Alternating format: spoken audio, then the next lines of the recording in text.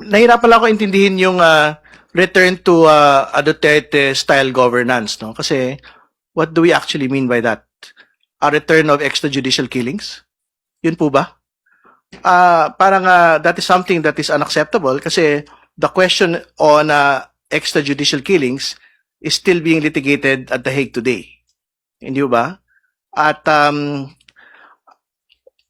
okay siguro yun as a Facebook post, no, na parang ubusin lahat yan. Pero we will go back to the most basic point.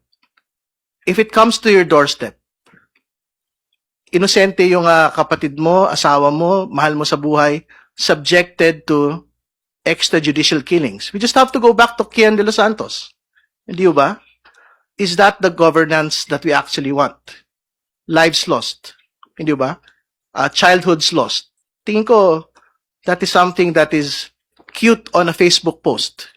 Pero in real terms, parang I don't think that is a life that we would want to see again.